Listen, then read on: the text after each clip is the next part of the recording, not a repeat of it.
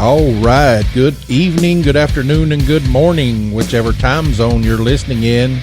It's Friday, November the 4th, 2022.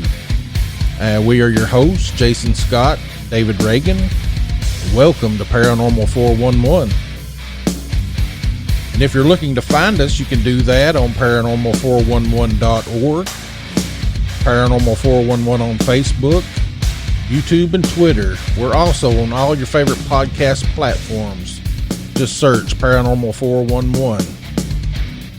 Join us. Hey, this is Jason. I want to welcome everybody to the show. Tonight we have a great show lined up with Mike Ricksecker. We're going to be talking a little bit about Stargates and anything else he wants to talk about because he's the man.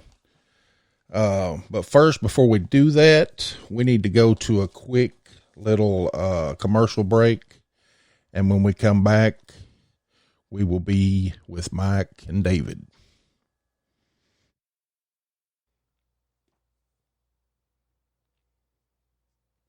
In a world on the edge of oblivion, go to paranormal411.org for all of your paranormal, extraterrestrial, and cryptid needs.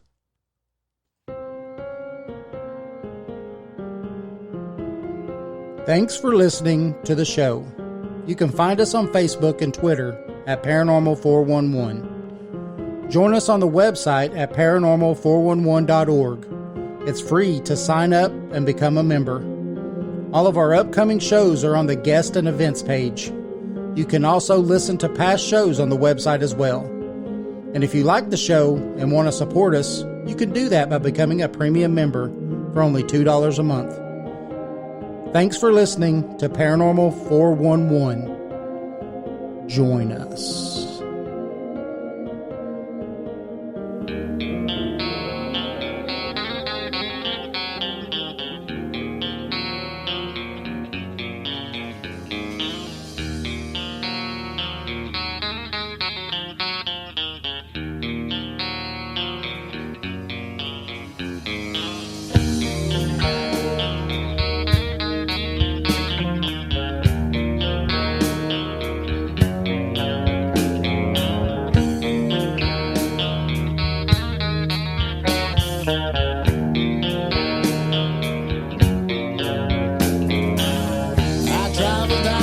Long and winding road, it takes me further from my home.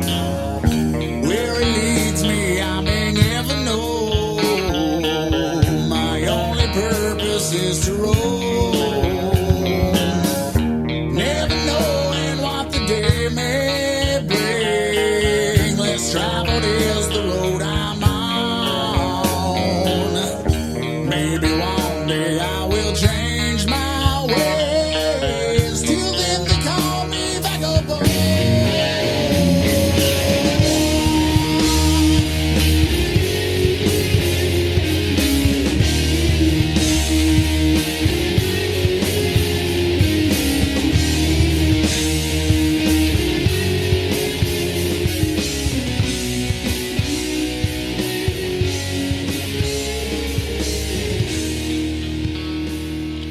All right, we're back after that quick little break. Like I said earlier, we have Mike Ricksecker. He is the author of the Amazon best-selling A Walk in the Shadows, A Complete Guide to Shadow People, and 8 historic paranormal books, including Alaska's Mysterious Triangle. He's appeared on multiple television shows and programs, including Travel Channel's The Alaska Triangle, History Channel's Ancient Aliens, Discovery's Fright Club, Animal Planet's The Haunted, Bio Channel's My Ghost Story, and more. And I'm sure he's done a whole lot more than that. It'd take me the whole show to read this thing because he's the man. How you doing, Mike? Doing pretty well, Jason. Thank you for having me back. Hey, I really do want to thank you for coming back. I know you're a busy person, flying all over the United States. All of the world. He's going to Egypt and everywhere else too. Yeah. So, Yep. Going back to Egypt in February if you guys want to join us. yeah, That would be fun. Man, that would be awesome. I ain't got enough change in my pocket for that right now. But it's going to be a fantastic tour. So maybe if some of your listeners want to come along, it's going to be pretty amazing. Well, I've heard you talk a little bit about it, and it really sounds pretty fascinating on all the stuff, because this specific one is going to be about Stargates and stuff, isn't it? Next trip. Yeah, absolutely. That's our focus is on Stargates of ancient Egypt, and we're going to hit the really profound locations too, like the pyramids and the Sphinx and all that, which may have some things related to the Stargates, but it seems like more of the Stargates are at the temples as opposed to the pyramids. Although there is the idea that the pyramids could have been used as power plants, so there could be a tie-in if the pyramids are powering the Stargates. Wow, that's awesome. Do you think those Stargates went to parallel universes, other worlds, as far as in the distant galaxy, kind of like the movie or the show Stargate? Or it's quite possible. We don't know specifically where they went, but with the little bit of information that we have, when we look at the ancient Egyptian text and the hieroglyphs that are on the walls, and some of the different friezes that are there, they talk about these distant lands and going to other worlds, and they had an affinity for the constellation of Orion. So that was part of their afterlife journey, was to go to the constellation of Orion. And so it's very possible that that could have been someplace that they were going to with these Stargates, or there's the idea that they were taking their consciousness there, not necessarily their physical body. And was it sitting within these chambers, and they were able to project their consciousness there? We don't know for certain, but we see some of the different steps that are mapped out when we see the white cakes that they ate, which are believed to have been made in part with monoatomic white gold. And then we see different depictions of levitation, like the levitation of the temple. And we see the levitation of consciousness. We see cartouches filled with stars and things like this. So they were certainly doing something unusual. Yeah. I know there's one particular place that you went while you were in Egypt last year. The temple at Abydos. Is that right? Where they have That's one of the temples we went to, hieroglyphs of the looks like helicopters and stuff like that. Is that right? The one? That's Abydos that has that. The temple of study at Abydos, and Abydos has a lot going on with it. Those interesting hieroglyphs are on one of the upper lintels in that first chamber when you first walk into the temple. And so a lot of people like to look at those and point those out as, you have one that looks like a helicopter, another that looks like either a plane or some sort of a rocket ship. There's another one that looks like a tank. It appears something was going on. Did they actually witness those types of vehicles? And we don't know for sure, but and the traditionalists will try to say that the hieroglyphs that had been there were plastered over, and then they chiseled out new hieroglyphs, and then over time the plaster that they filled it in with fell away. Okay, well, I mean, that's physically possible, sure, but we don't see that happening in many other locations. Why is it just this particular one? Why do they happen to make these particular shapes when nowhere else do we see this? Right. But that's one of the things going on there at Abydos. You have a couple of chambers beyond that there's this one room in which they have a depiction of the raising of the Jed Pillar, which is really the Jed Pillar was basically that symbol for the backbone of Egypt. And this ceremony was to basically, it was like a New Year celebration. We were rising up into the new year. We were raising the consciousness of Egypt. And on as you walk back there, on the right-hand side of this chamber are 3 little rooms. And on the side of each of those little rooms are the hieroglyphs for Stargate. So it's really interesting that, okay, you walk into this chamber that has this depiction of this very important and significant ceremony for Egypt, and then you have these 3 Stargate chambers. But wait, there's more. I'm not kidding. Abydos is phenomenal. I love Abydos. They have some chambers in the back, and they don't really tell you what it's for, but they have these skylights that open up, and you can basically catch light in your hand. I have a fantastic photograph of me catching light in my hand. It looks like my entire body is glowing. It's phenomenal. Then there's this long passageway that has one of the longest or largest king's lists in all of Egypt on one of the walls.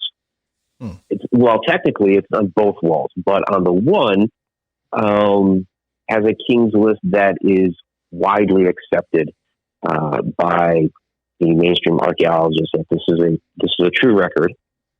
But some kings are missing. Like there's no King Tut on there, which today was the 100th anniversary of the discovery of King Tut's tomb.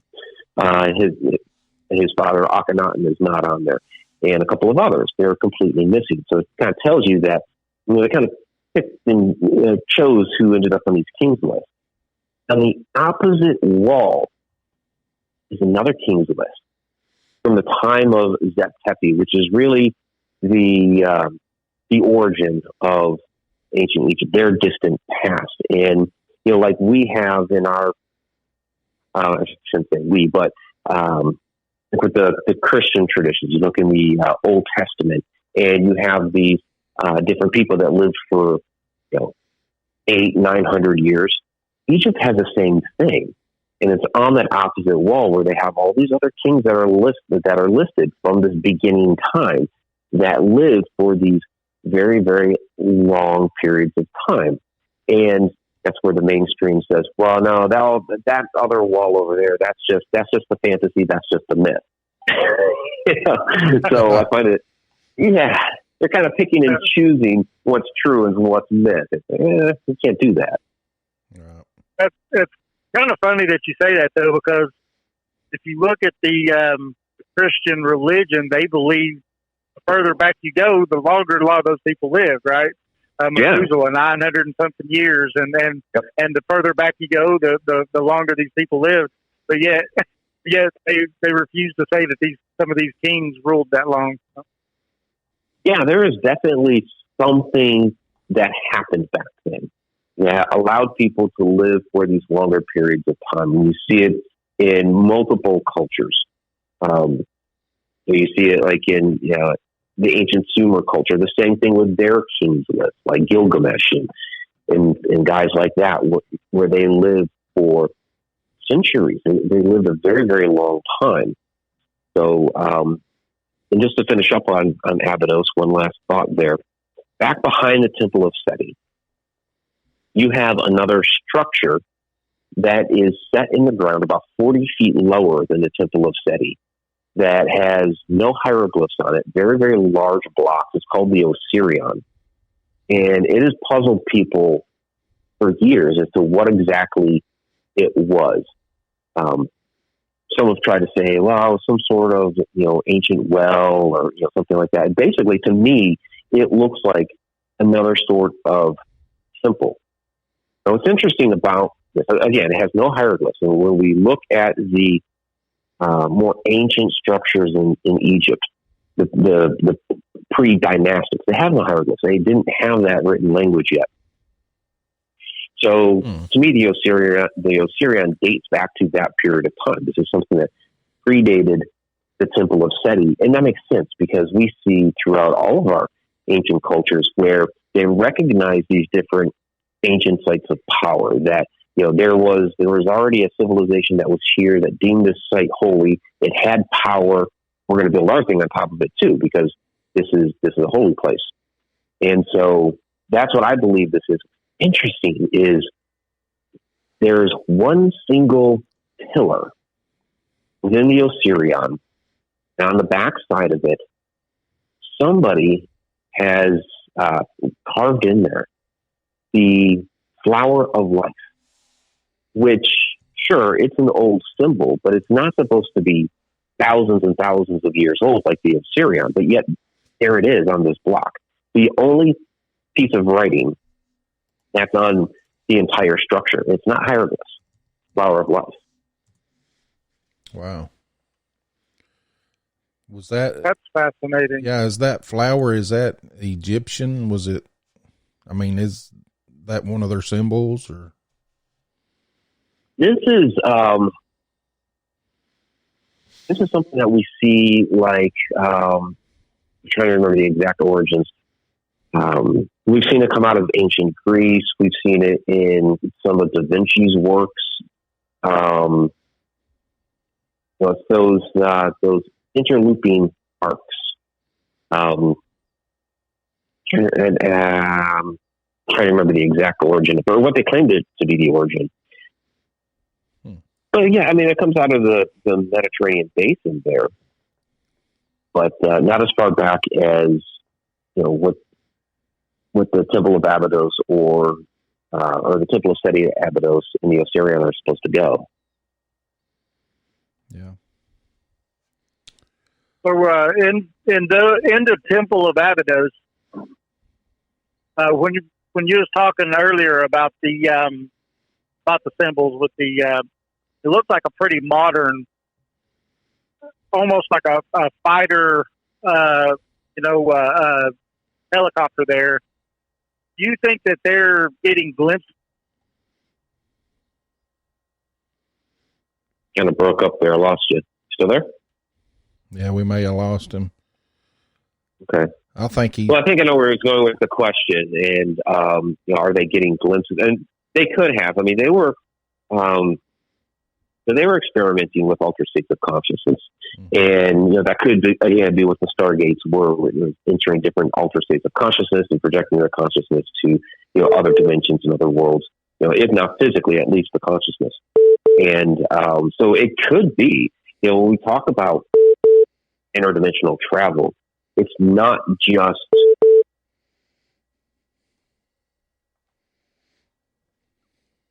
the time in itself is another dimension. We live in that dimension. That's the fourth dimension. That is time. So by entering into different states of consciousness, you can actually be able to move about within time. I know this sounds a little strange, but I was just watching a show today with a certain individual who basically, in the moment of saving his friend's life, for him, everything just totally slowed down. And so while he wasn't necessarily able to move about in time, he was able to actually slow it down. But then we see also things like with Bruce Gernon there in the Bermuda Triangle, where he slipped through a portal and ended up jumping ahead in time by like an hour and a half. So it's possible that they could have gotten glimpses of other points in time. And we see things like the time slips at times. Like, great story with the Conjuring house, Andrea Perron's mother, Carolyn. And she had actually witnessed basically appearing there in what they were using as the dining room at the time. And there was another family that just appeared. And the two gentlemen sitting at the table turned and looked at Carolyn as if she was the ghost. And one guy turned to the other and said, "Well, you look at that," and motioned toward Carolyn. So they were actually getting a glimpse of the future, and she was getting a glimpse of the past. So it was something like that happening. So there's a lot of different ways that could happen. Yeah. And that's kind of where, our research is going is, how do we enter those different states? What kind of information can we glean from that, both in the past and the future? So, David, are you back? I'm back. Sorry, everybody. I hit a black hole and went backwards in time or something. Yeah. Did he answer your question or? Yes, perfectly. I mean, Good. Thank you. The reason I was asking is that I've been in the process of writing a book, and I'm still in the, I'm still collecting a lot of information, but I know how I want it to be or what it's about, right? And the book is pretty much going to be the present feeding the past. And and I'm gonna and it's kind of like with the Bermuda Triangle, and you talk a lot. You have a lot of stuff on the triangles and the Alaska Triangle, and there's tons of them around the world and stuff that you talk about. And I was wondering if you thought that sometimes some of those could be portals back in time. Yeah, absolutely. Yeah, with Bruce there, he jumped ahead in time about an hour and a half. But we see things like when planes go completely missing. Flight 19?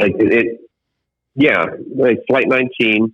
We have no idea where they went. One of their rescue planes to try to find Flight 19 completely disappeared. We look at the Douglas Skymaster in the Alaska Triangle, 1950, completely disappeared.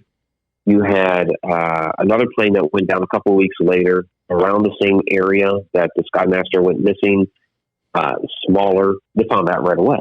So why could they not find the bigger plane? That's bizarre. And so one of the ideas is that, they pass through some sort of portal, either into another dimension or to another point in time. And this is where I take it a step further, and why I believe they may actually be going through portals to other points in time. Let's say it went backwards in time 500 years. That's where it got zapped to, for lack of a better term. And it appears there in Alaska 500 years ago. Well, if you have, the Native Alaskans up there, the indigenous people of the area, the Inuit, look up. They hear this loud noise. They look up and they see a massive Douglas Skymaster flying overhead. What are they going to think of it? Here's something that they have no context of an airplane. What they know of that flies around in the sky are birds. So they look up at that. Exactly. It's a big, giant, loud, thunderous bird, and boom, that could be the legends of where your Thunderbird legends are coming from. They could be these missing airplanes from our time. Wow. Yeah. And I was also thinking, stuff like that. You get the Quimbaya artifacts. One of them in particular looks like it has a propeller on the front of it, and it's not a huge jump to say that they could have got lost and flew somewhere further south. They thought they was in Florida, but or know where they were when they went down. And what if, those Quimbaya artifacts are the same thing that happened during World War II with our GIs and stuff, and that this is a cargo cult that saw these planes appear and, started making these effigies of them. Yeah, the cargo cults are interesting, where you see them basically worshiping airmen and airplanes from World War II. But you take a look at something like, just take the London hammer, for example. Now, here you have a hammer that was found in Texas that is trapped in this rock, and the handle has started turning to coal. And for that process to happen, it takes hundreds of thousands of years. Okay. The type of hammer that it looks like, could be anywhere between 16 to 1800s, maybe. Yeah, it does look like a little bit of a more recent type of a hammer. But given that the rock that it's set in, the fact that the handle's starting to turn to coal, it can't possibly be that recent a time. But who's not to say that, in, 1756, there was, somebody, out there, mending his fence with the hammer, and all of a sudden walked through some portal 400,000 years ago or whatever, and dropped this hammer out of fright because of the type of environment he would have been in, and and that's what happened. And it's totally possible. I mean, the other option there, which I do believe to some extent, is that we have lost civilizations that over time got completely forgotten about. We're talking Atlantis and beforehand, and I know that traditional historians and archaeologists like to scoff at the idea of Atlantis or lost civilizations, but we find too many of those out of place artifacts, and there's too many stories that come out of our ancient cultures that are so eerily similar that there had to have been something beforehand. And maybe they didn't have cell phones and computers and things like that, but they had some sort of advanced higher technology to be able to build some of the things that have stuck around that we can't build today. And then again, we find these out of place artifacts that just make no sense. So something happened. And I wish that those that immediately put down some of these alternative ideas would just open their mind. Yeah. That makes sense. It does. I'm just wondering. I know you got a couple questions. Yeah, I was just wondering if, you talk about the Alaska Triangle and the Bermuda Triangle. I was just wondering if it may be possible that these ancient Egyptians or the Mayans, because I know there's a few Stargates in Peru, but I wonder if they've somehow figured out how to control these portals or these Stargates, or Yeah, I think back at that time, sure. Yeah. Sure they did. I think but over time, the knowledge got lost. Right. Over time. And that's not unheard of. That, knowledge of something very sophisticated would have gotten lost because, we have records of that. You take a look at the Egyptian hieroglyphs. I mean, there were people who knew how to write in that language up until about 300 AD. And that's when the last scribe who knew how to write in that language passed away. And that's when it started to become forgotten about. And it's happened with many, many, many more things over the millennia, other than just Egyptian hieroglyphs. There's so much out there that has been forgotten at the time that we don't know how they did some of these things, and that knowledge got lost. And it's very easy for it to happen. You just it takes 3 generations. That's all. It's 3 generations for something to be forgotten about. And so that's why. Oh, go ahead. Go ahead. I was just going to say that that also explains too. Like a lot of those cultures, only your people of a certain status knew how to read and write. Not like today's standards, where pretty much everybody can read and write. So therefore, once you started losing that hierarchy, then the whole language could be lost in a matter of, like you said, just a few generations. Yeah. It just takes a couple of generations for it to happen. Basically the idea of about 100 years, and that's it. But yeah, you see that happen with so many other things. You hear even today, like there's 3 people who speak some sort of archaic language that nobody speaks anymore. At some point, once those three people pass away, it's going to be gone. But yeah, I mean, there's things that we look at that we dig up out of the ground, and we speculate as to what it was used for. The problem is that we put it into the context of our modern mind, of what we think we would have used that for. And if we go back in time, jump into a time machine and take a look, it was probably used for something completely different. So the idea that civilizations could have grown up, maybe there's some sort of cataclysm. We know the flood happened. That's in so many cultures. We know the flood happened. So when you had so many people die from that, what's the knowledge that was lost? Because think about it. If we had some sort of major cataclysm right now,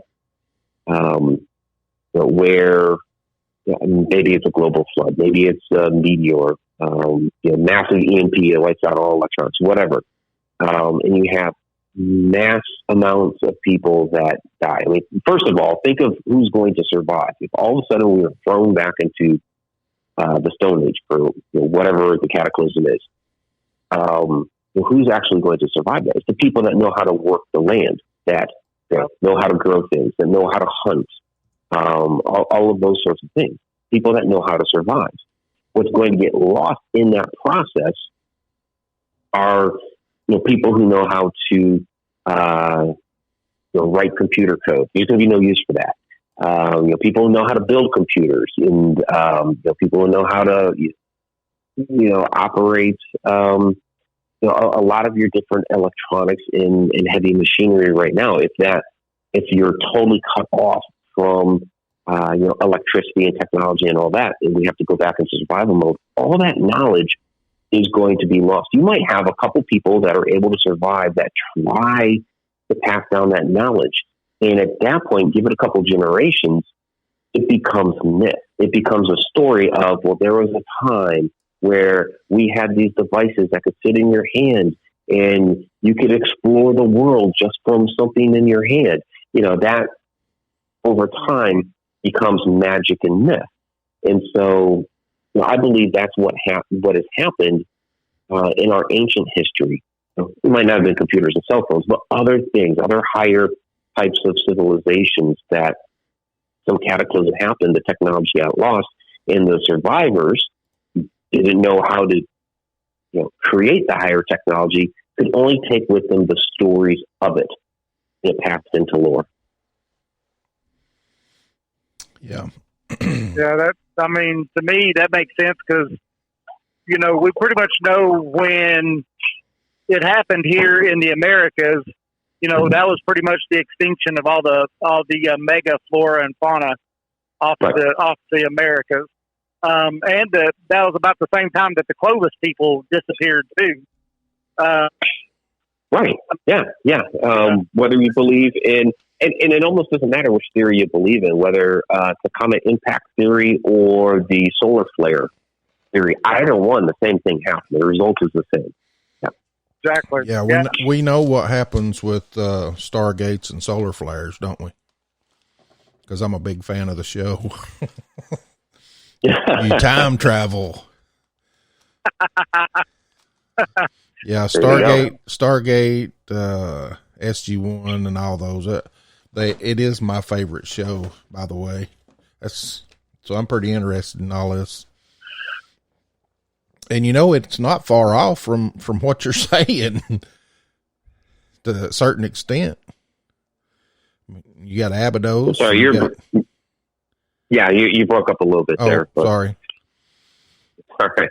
I said it's just not far off from the things you're saying about Stargates too. The show's almost. The show. Yeah, the show based a lot of their information that they're providing off of some of this ancient history. And if you look back at a lot of our pop culture like that, they're trying to, or at least for a while, they were trying to kind of gently ease us into some of these different ideas. And now that we've become accustomed to some of these different thoughts and ideas, we're getting hit with a lot more now. It's made it a lot easier for, like the show Ancient Aliens to exist and things like that because of, movies and shows like Stargate.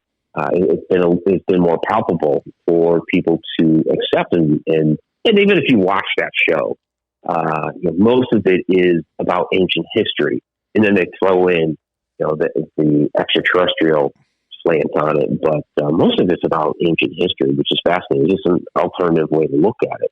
But our pop culture has helped us to open our minds to look at those possibilities. Now, do you think with all the stuff that they're doing with LIDAR and things down in South America and finding these vast temple complexes that they've not even got to really explore or anything, do you think that there's a possibility that we could find some codices that didn't get destroyed and maybe find some of these ancient secrets? No, that's certainly possible. Yeah. You saw the recent LIDAR scans that are showing the hidden cities under the jungle canopy, which is great. So what might we be able to find down there? The whole Spanish, the conquistadors that came over and the way they just decimated some of those ancient cultures is really just really a shame. There's so much that was lost to that. Fortunately, like some of the Aztecs, they hid some of their texts. But so much of that was lost. And, it's fascinating because some of those different explorers at the time would talk about, there were these massive cities that were out in the jungle. And then when others came along, there were massive cities here. And what was happening was not only did you have the conquest of these peoples, but you had smallpox that were just wiping out, tens of thousands of people. And so, once they were decimated, they became a small tribe. They had no use for a large city anymore because now they're back to a small tribe, and they couldn't, do any upkeep on it because there's just not enough people. So it just, got sucked in by the forest. Yeah, that's jungle. It grows up really quick. Yeah, it's crazy how that stuff just grows on top of everything. It'd be neat though if they did find more references to Stargates and things like that in some of these other cities or some of these other temples also. Yeah, they'll find more of that. The stuff that they have already found, it's very controversial. But when you look at it, it makes sense. It just, if you take away that, okay, this is what you've been taught in school by this textbook or whatever, and just look at it with your own common sense, it tells you that, okay, this is a Stargate. They're talking about somebody, going up into space or going up in the air, or, something to that effect. Whether or not, the native people at the time had that technology, they're talking about, the gods coming down. Okay. So those are other beings that are coming from outside of Earth to Earth, or, it could be from some other dimension. They're coming from some other dimension to our reality and traveling there, whether it's some sort of device or craft or whatever it is. So we need to keep an open mind, and it's been very. What I find interesting is that, like with Egypt, that, about 100 years ago, 120 years ago, there was suddenly this rejuvenated interest in Egypt, and they had, all of these explorers going out there and finding amazing things, and they had a lot of interesting ideas as to what was going on. They take the Sphinx, okay, there's a hole in the head of the Sphinx, and if you look it up, you can find newspaper articles that had illustrations of passages and temples and things like that within the Sphinx. There's printed newspaper articles. And in the mid-1920s, they filled up that hole, and ever since then, the narrative has been, no, that stuff didn't never exist in the Sphinx. What are you talking about? Just totally denying its refuting that that information ever existed. But at one point in time, that was the idea. So somebody came along and said, "No, this is a narrative that we need to agree upon and project out to the masses." It's almost like it was the Council of Nicaea for archaeology. Yeah. Yes. You think that that they wanted to hide it because underneath the pall, like Edgar Casey said, that there was actually a hall of records? Yeah, it might have had a narrative they didn't want to get out. It's very possible, and we don't know what the slant was at that time. Was it? You have to think about the people that were actually exploring at the time, and we unfortunately had a lot of this happen in America, where anything that was considered in America, anything that was considered pre-Columbian, before the time Christopher Columbus came, then we just had to completely ignore it, obliterate it, whatever, because it was heathen. So, there could have been something down there in those Hall of Records that defied something that was biblical, that would have flown in the face of Christianity. And maybe those people didn't want that to be found. Because, you had the newspaper articles that basically, printed these different chambers that were within and under the Sphinx. You had Edgar Casey's visions of the chamber being under the paw, and then you had in the very early 90s the seismic testing by Robert Schoch and John Anthony West that showed that there was some sort of cavity under there, and they shut them down. Right after they started that seismic testing, they were like, "You guys are done. You're not doing that." But they got enough data to show that there's a chamber under there. So yeah, it's bizarre that that we've had take your pick. Okay, we have old illustrations, we have scientific data, we have the spiritual side with visions of something being under there. So you have like three different modes of information saying there's something there under the Sphinx, and yet the narrative that continues to get pushed out there is no, there's nothing under there. We're not going to explore it. Okay. That's sad though, because that could be information, because it's supposed to be kind of like the library at Alexandria or something. That's what they hypothesize anyway underneath there, would be that was a big repository of knowledge that got lost. Yeah, that was a real shame. So much got lost there when we lost Alexandria. There's some information. If you look hard enough, there's some things that you can find that you can actually trace back to something that came from the library of Alexandria, which is always thrills me when I find something like that. But so much got lost. The larger records of Atlantis, perhaps. A lot of those ancient historical records of Egypt, of the Middle East there, or even stuff that would be like a little bit more modern to us, like ancient Greece, Macedonia, records like that would have been kept as well. Yeah. Now with the Atlantis, wasn't it one of the temples? I don't remember if it was Abydos or one of the temples that they found what they thought was I guess something kind of mentioning an Atlantis or something like an Atlantis. Yeah, that's Edfu. When you go, Edfu.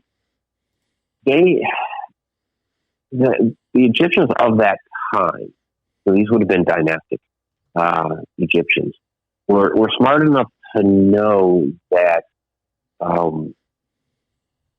that their written history was about to become lost. So Egypt went through different phases, which is why you have an old kingdom and a new kingdom, and in between some of these different eras, you basically had dark times where the hierarchy of Egypt was decimated. Other people came into control. Records were not being kept. So we actually look at the history of Egypt. There are gaps of time, and we've assigned dates to those gaps, but they could be longer or shorter. So yeah, things have been lost. A lot of things have been lost to time, but that particular generation knew that we better write some of this stuff down. And so they covered Edfu with text all over, of course, within the temple, but on the outside walls of the temple. And then they have like another wall that goes around, and there's all kinds of text on those walls. And that's where you find some of those stories, the possible stories of Atlantis. It's not the complete story, but because it lines up pretty succinctly with what we got from Plato, that it appears that this is part of that Atlantis story. And the story that Plato passed down came from Egypt. It was like his great uncle Solon who had gone to Egypt and got that story from the priests at the temple. And so you might say it's secondhand information or whatever, but those type of guys were pretty meticulous about the records that they kept. And what's interesting is that they knew that they needed to be careful with how things were handed down, because they know how the human mind works. They played the operator game. You go around the room, around the classroom, and what started at or what gets to the end is not what started at the beginning. Yeah. But they knew that, and when you find ancient texts that are hundreds of years apart, sometimes thousands of years apart, that are basically the same text, just written in different eras, so many times you actually find that they line up really, really well. And that's because those scribes knew that they needed to straight copy this so that the correct information was passed on from generation to generation. So when people try to say, well, yeah, but there's so many years between Plato and Solon, and Solon got it from these Egyptian guys, and there's too many hands in between, too many years in between, et cetera, et cetera. I just kind of shrug at that, because those guys knew to keep their information accurate. Yeah. Yeah. Do you think that that technology, as far as say from the Stargates or anything like that, came from that older civilization, and that technology was passed down to the Egyptians and so on, as far as around the world, as far as South America and everything else? Yeah, there's a couple different ways to look at it. There's a technology that existed before the Egyptians that even they didn't know.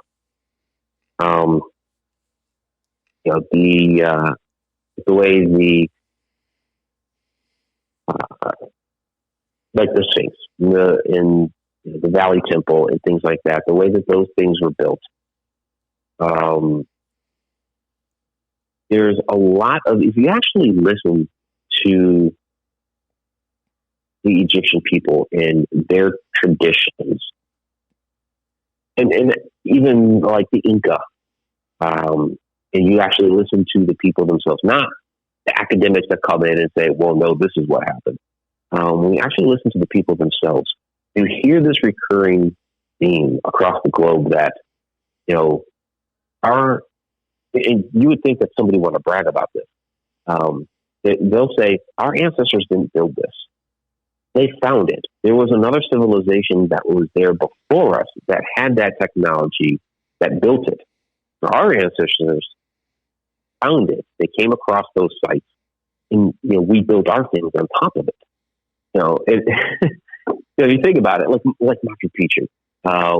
The indigenous people of the area will say that we found that. We did not build that ourselves, even though the academics are saying, well, your ancestors built that. And you would think that, If your ancestor built that, you're going to have a pride and be like, yeah, my people built that. But they're saying, no, no.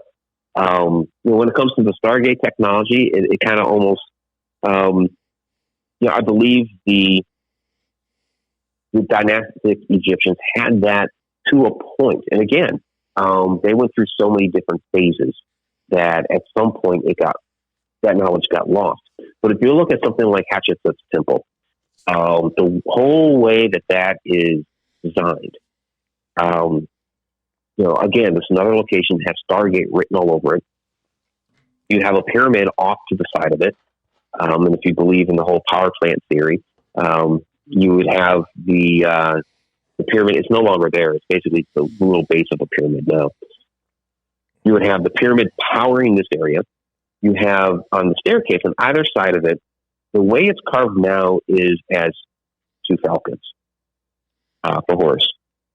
But they have been recarved because these things have the tail of a snake going up the whole side of the staircase.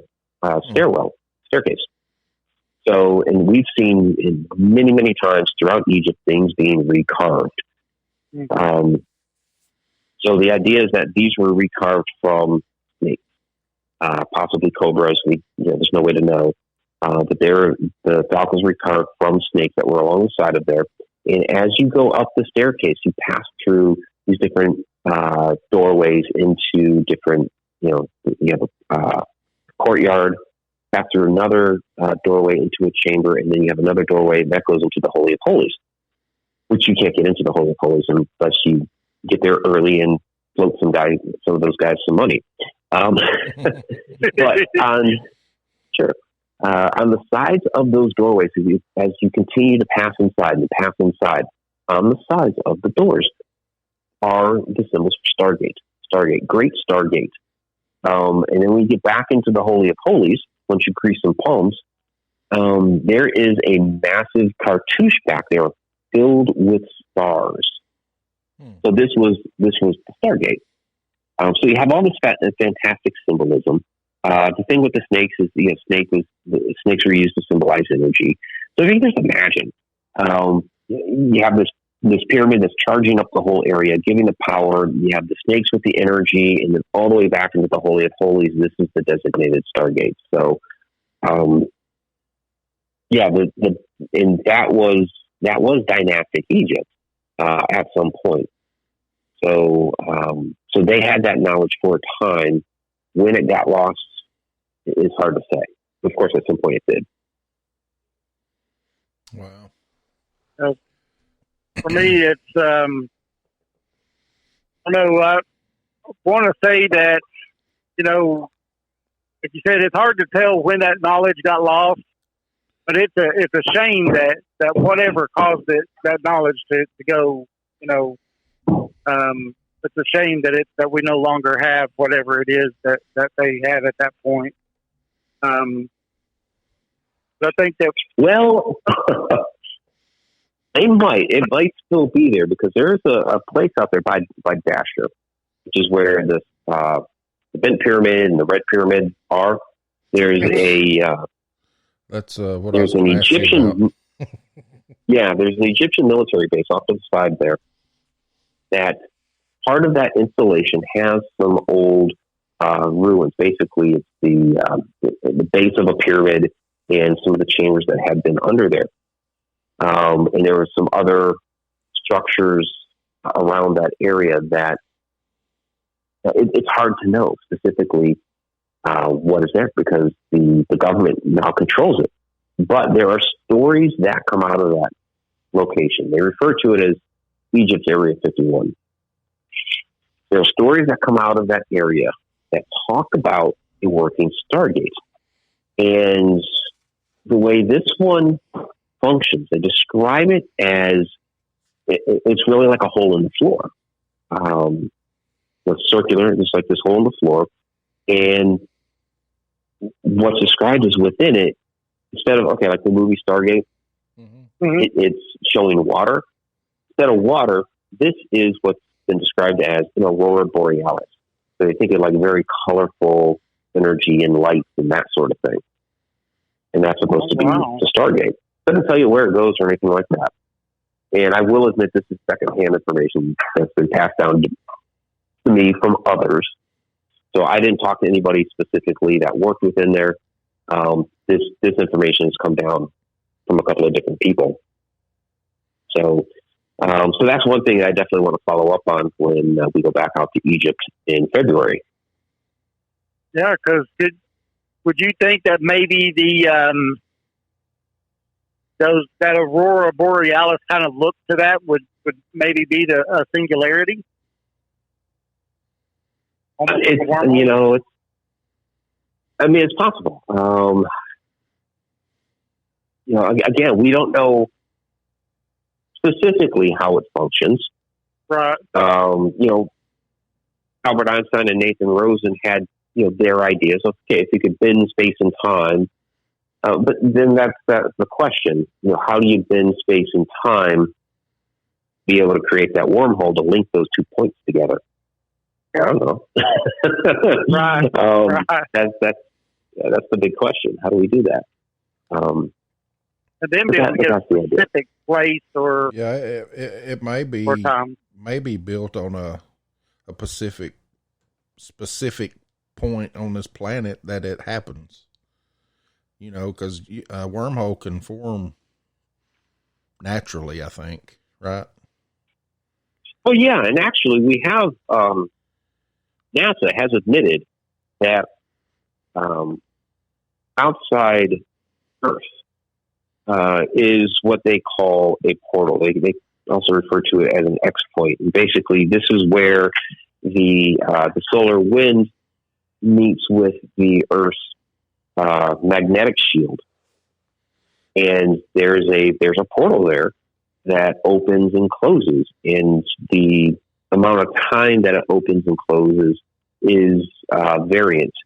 So they've been doing some additional research on that. I think they announced that back. It was just a few years ago, and they were supposed to be sending up some satellites to examine it. So I'll have to dig into that one a little bit more. But they've admitted, there are portals out in space. Mm-hmm.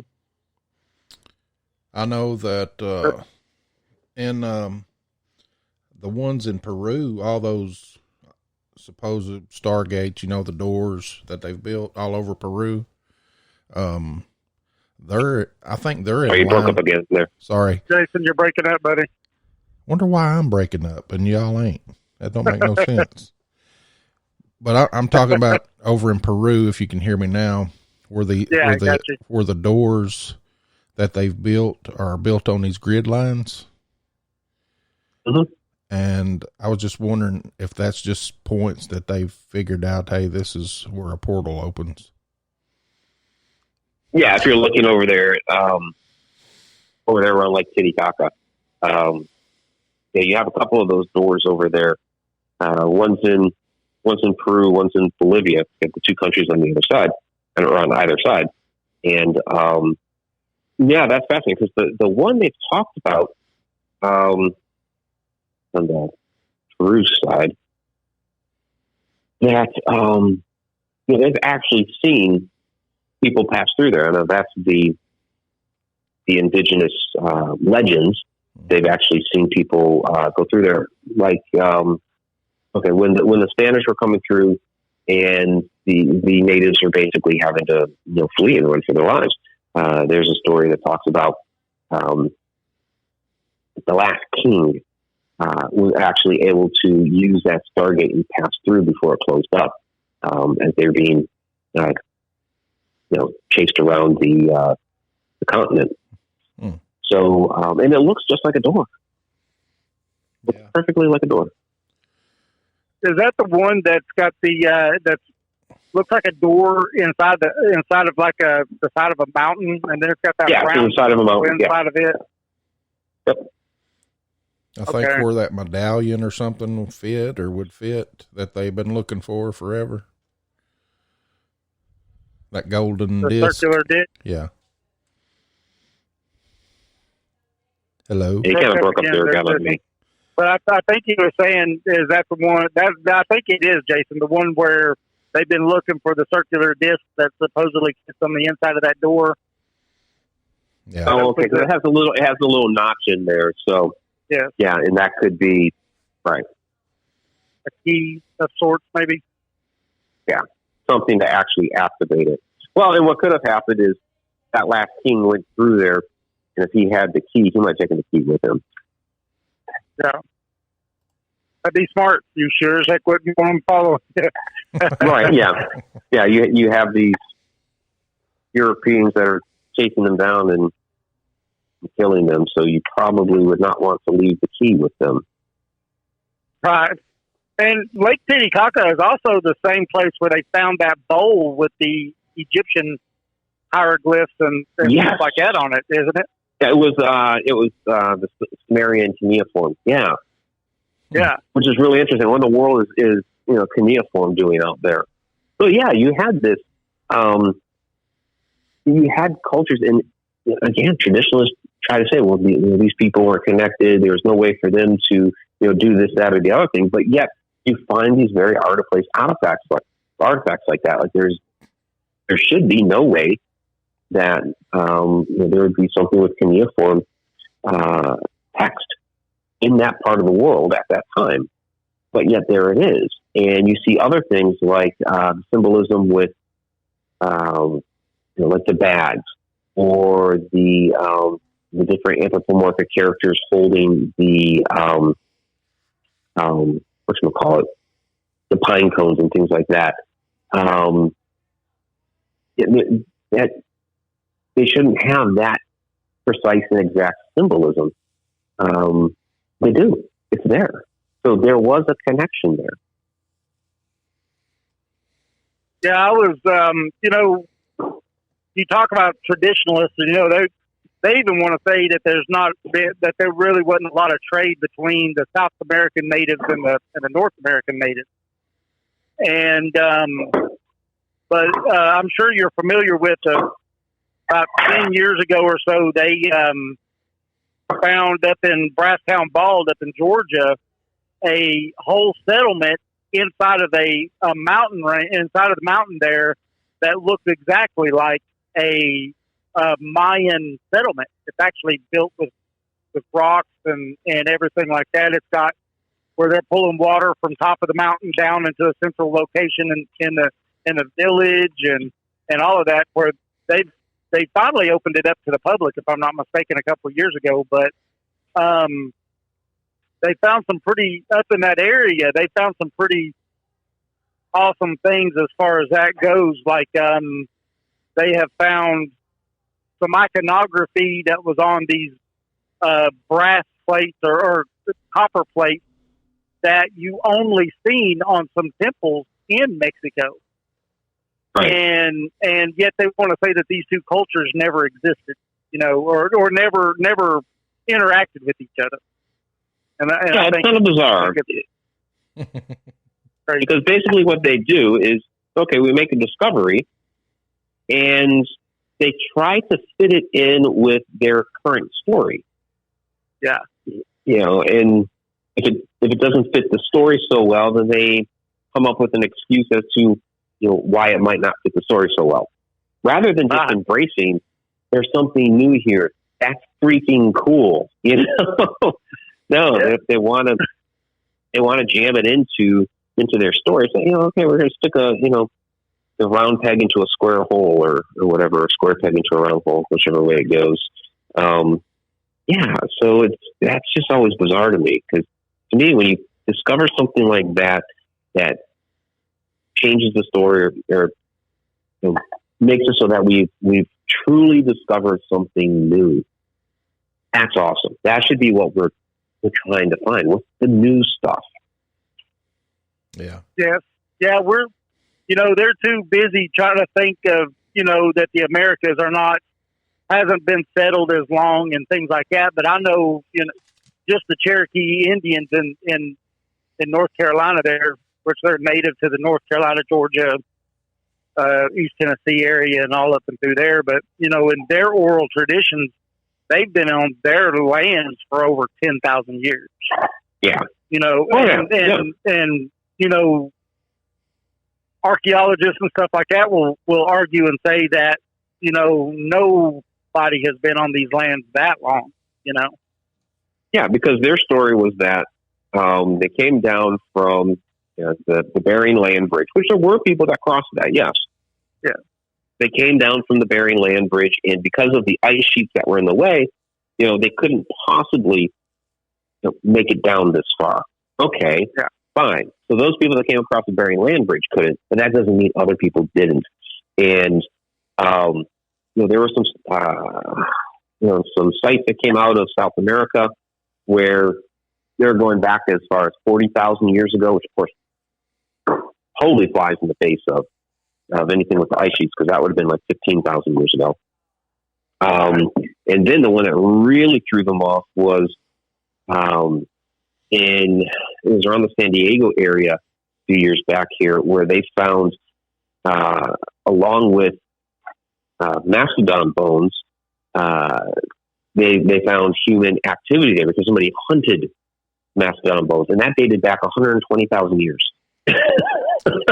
Yeah, so I seen that on the news.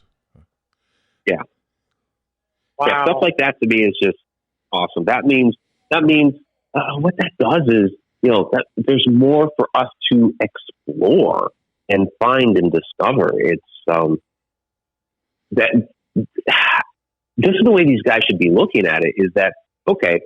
So yes, while this piece of information discredited what we've been teaching in our schools for the last 100 years, it actually opens the door to a lot of other different possibilities. So we need to keep exploring, and that's job security. Right, absolutely. We get more funding. I think the only people that got it right was the people in Hollywood creating these shows, Land of the Lost. We Lived with Dinosaurs in that show, right? Yeah, they're right. I just think they're know. They're at least taking some of the ideas. They're taking some of the alternative ideas and coming up with a story to go along with that. So what's great about that is for the younger generation, they are growing up with the idea that some of these different things could have really been possible. And so they will hopefully be the ones to pick up the mantle and really open this up. It's like, what I look at my job right now is to pass the information that I have and I get onto the next generation, and hopefully they will pick that up. So, got to get it running here though, guys. Yeah, I hope it does go to the next generation, because you got some great stuff. I've been listening to your Connecting the Universe on and it's great. I like it. Thank you.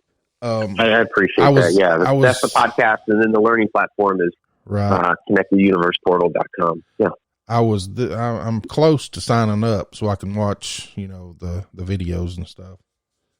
Yeah, well, you get a 30-day free trial, so at least for the first 30 days, sign up and take a look, see what you think. So, and how can everybody reach you?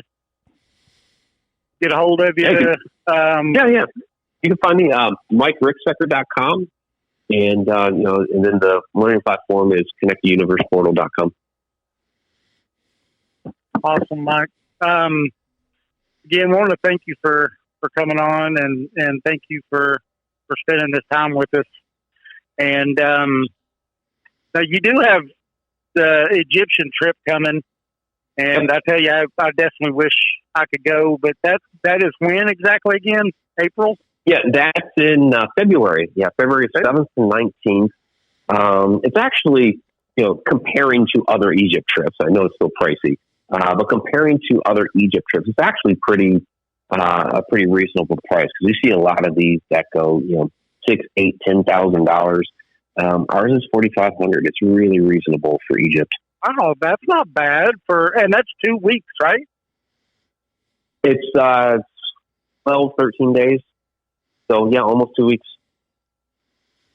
And that's in February? How many spots do you have?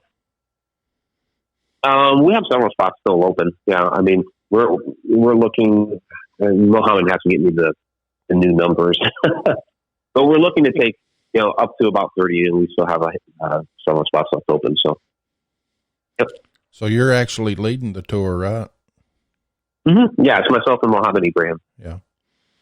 Yeah, I've listened to it on the podcast. It's pretty interesting. I wished I could go. And this time, the one you're taking in February, you're going to get to do a lot more stuff, right? Yeah. We're doing a lot of stuff there with between the pyramids, the Sphinx, the different temples. So yeah, it's we get a 4-day now cruise on that, and Muhammad is one of those guys where he knows everybody, and because he's native to there. He's been running the tours for over 20 years, and so we get into some places that other people normally don't. Yeah. See, that makes it worth it right there. I know a guy that recently got back like today from there on the same tour. Stephen Myers. We had him on the show once. He's the one that believes the the water is a water pump. Water pump, yeah. Yeah. Water pump. Yeah, that's one of the ideas too. Yeah. Yeah, he's been showing some just about all the tour through Facebook, and it looks good. I like it. I wished I could go. Oh yeah, it's fascinating. We could talk about Egypt for another couple of hours. Yeah, the land of enchantment. Hey, by the way, Mike, I did take that off of the website, so we're good on that. Oh, well, thank you.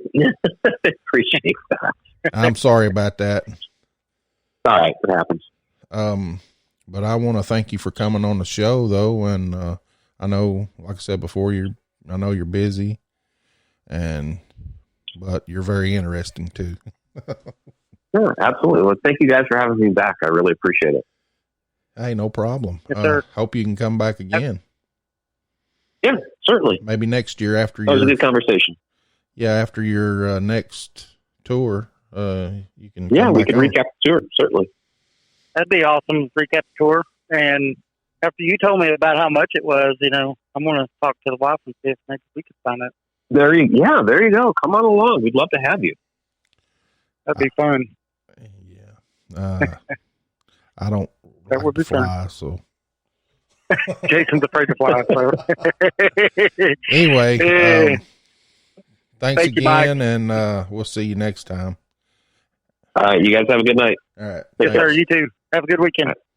You too. Bye. All right. Wow. That was Mike Ricksecker.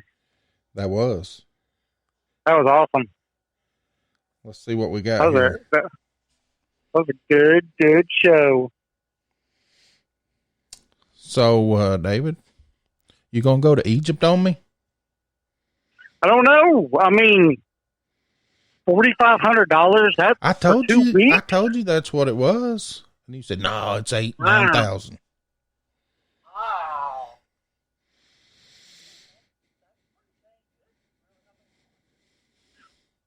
Yeah.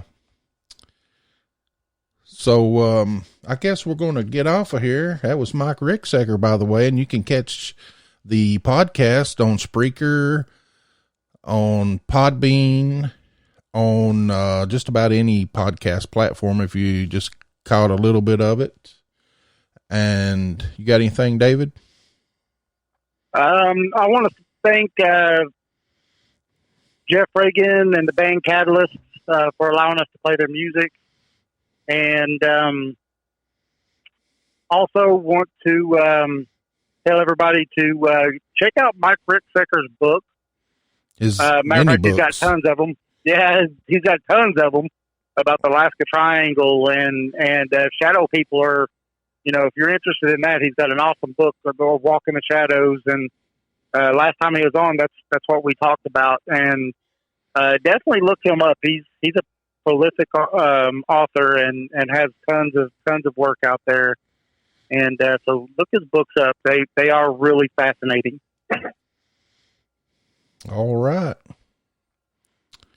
And Buddy. next week we'll have a show on Friday. We'll have, I think we're doing some Bigfoot, right?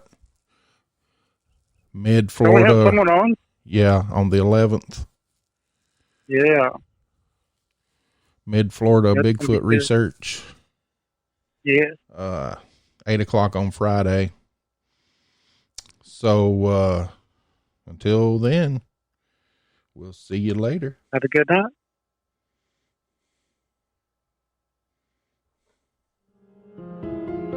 Thanks for listening to the show.